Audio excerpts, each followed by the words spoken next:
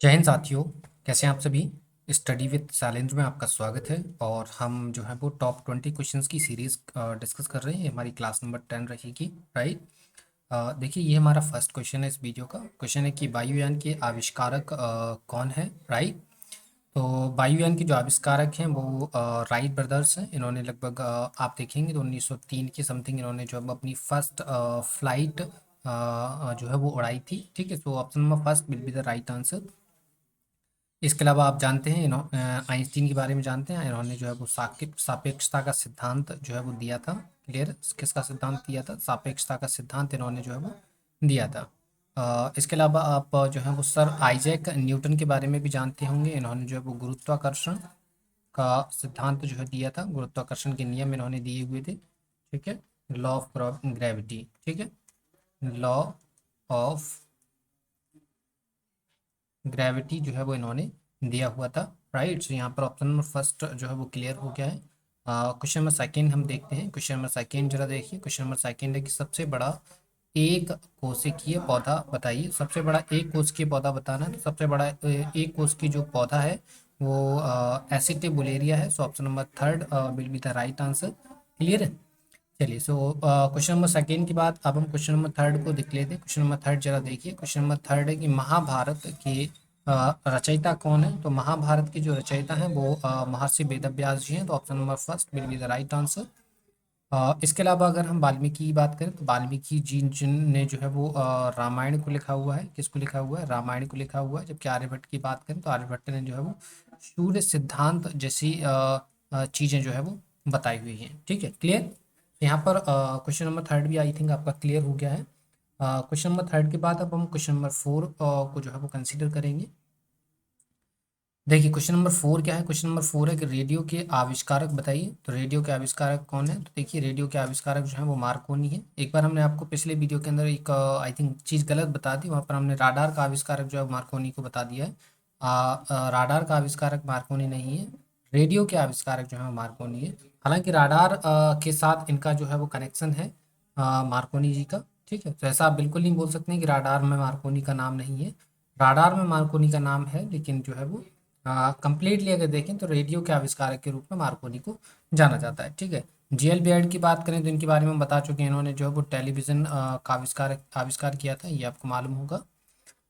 Clear. से यहाँ पर क्वेश्चन नंबर फोर आपका क्लियर हो गया। फोर के बाद फाइव डिस्कस कर लेते हैं। और क्वेश्चन नंबर फाइव में देखिए, निम्न में से कौन एक इनपुट डिवाइस है। देखिए, आपको जब भी आप कंप्यूटर के सेगमेंट में जाते हैं और कंप्यूटर से रिलेटेड जब भी आप क्वेश्चंस को रिजॉल्व करते हैं तो यहाँ पर आपको टू टाइप्स की डिवाइसेस देखने के लिए मिलेंगी। टू टाइप्स की डिवाइसेस कौन कौन सी होती हैं? एक डिवाइस होती है आपकी आउटपुट डिवाइसेस और एक डिवाइसेस होती हैं आपकी इनपुट डिवाइसेस। ठीक है। तो आउटपुट डिवाइसेस के अंदर वो डिवाइसेस आती हैं जो डेटा को आउट करती हैं। ठीक है। और इसके डेटा आउट करती हैं और इसमें जो है क्या होता है, इसमें डेटा जो है वो इन होता है। ठीक है। तो जिस डिवाइस से डेटा इन होता है उसे इनपुट बोलेंगे, जिससे डेटा आउट होता है उसे जो है वो आउटपुट बोलते हैं। ठीक है। तो यहाँ पर देखिए, कीबोर्ड जो है वो डेटा, जैसे आप कोई भी की प्रेस करते हैं तो कंप्यूटर के अंदर एक डेटा जाता है। तो कीबोर्ड एक इनपुट डिवाइस है, माउस में भी एक इनपुट डिवाइस है, स्कैनर भी एक इनपुट डिवाइस है। मतलब ये तीनों की तीनों, it means option number four will be the right answer. Clear साथियों। तो क्वेश्चन नंबर फोर आपका क्लियर हो गया। क्वेश्चन नंबर फोर के बाद आप सॉरी फाइव क्लियर हो गया। फाइव के बाद सिक्स को देखते हैं।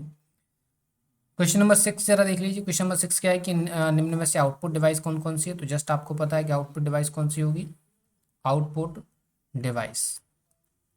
ठीक है। आउटपुट डिवाइसेस के अंदर हम किन डिवाइसेस को रखेंगे? जो कि ऐसी डिवाइसेस जो क्या करती हैं, डेटा को आउट करती हैं। ठीक है।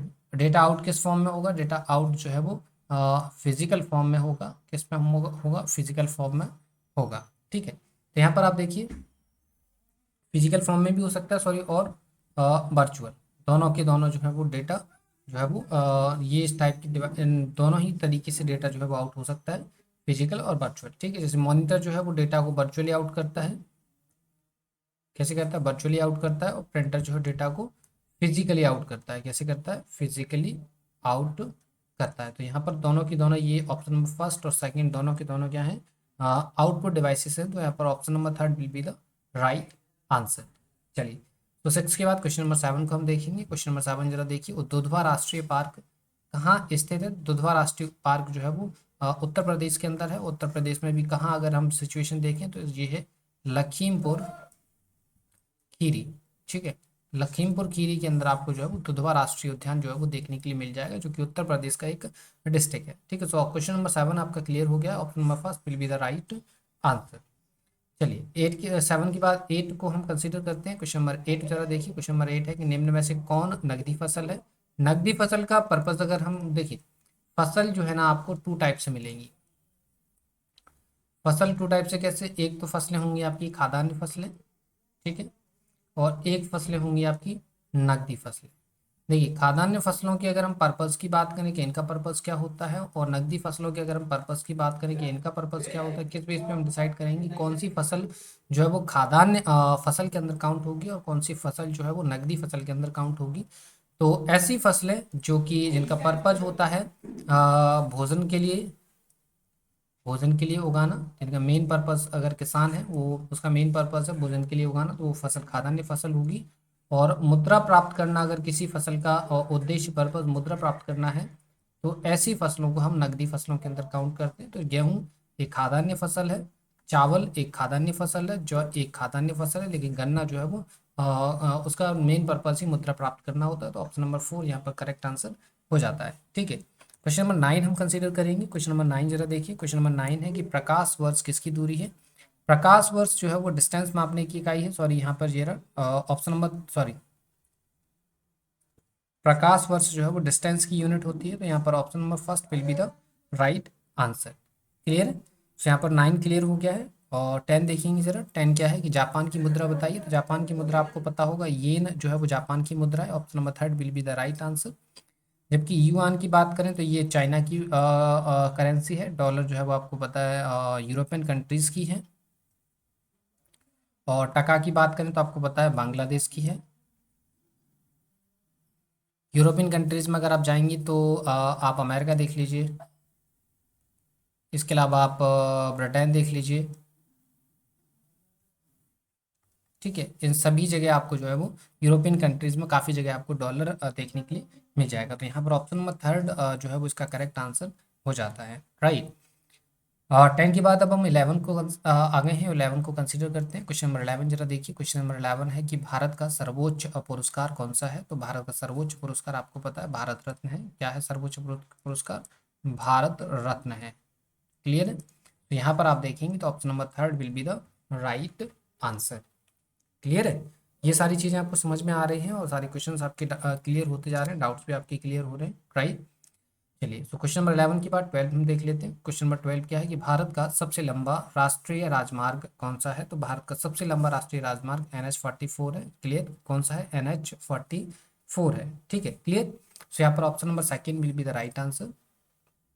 हालांकि पहले प्रीवियस टाइम में आपका अगर आप देखें प्रीवियस टाइम में तो जो है वो NH 7 जो है वो आपका सबसे लंबा हाईवे हुआ करता था, लेकिन अभी प्रेजेंट में सबसे लंबा हाईवे जो है वो NH 44 है। तो यहाँ पर ऑप्शन नंबर सेकेंड जो है वो करेक्ट आंसर हो जाता है। आइए क्वेश्चन नंबर 13 हम जो है देख लेते हैं। क्वेश्चन नंबर 13 क्या है कि लाल ग्रह किस ग्रह को कहा जाता है। तो लाल ग्रह जो है वो मंगल को कहा जाता है। ठीक है, तो ऑप्शन नंबर फर्स्ट यहाँ पर करेक्ट आंसर हो जाता है। शुक्र की अगर हम बात करें तो इसको जो है वो पृथ्वी की बहन कहा जाता है। पृथ्वी की बहन कहा जाता है। इसके अलावा इसको जो है सबसे चमकीला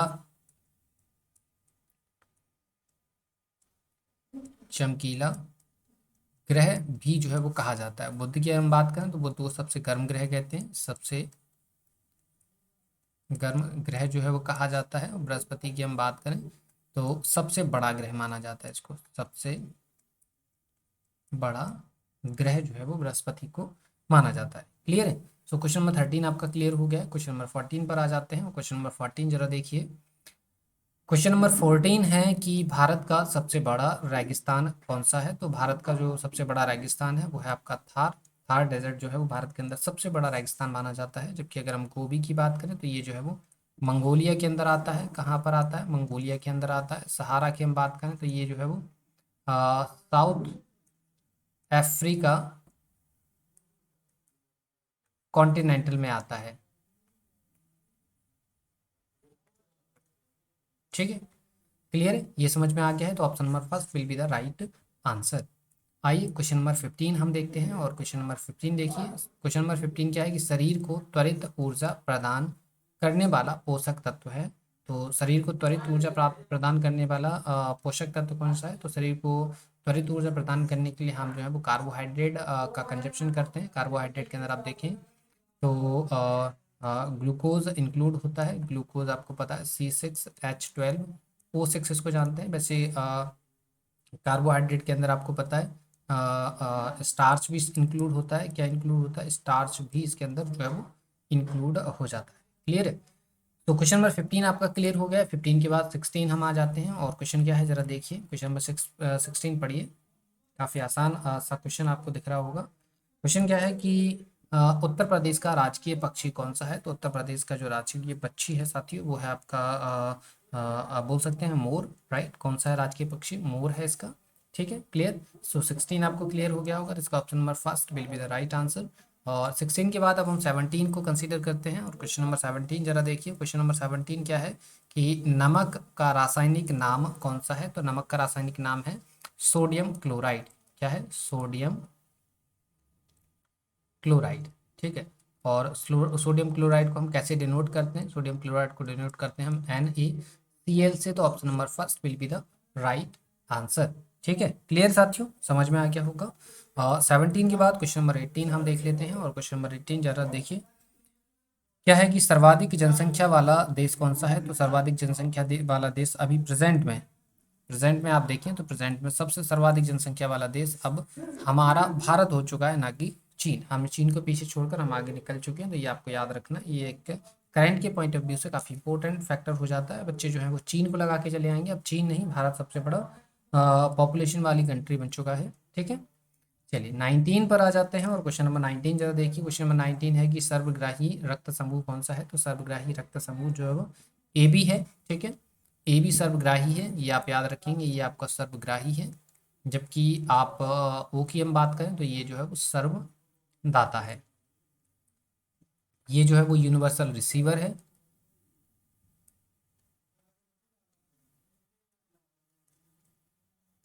और ये यूनिवर्सल डोनर है।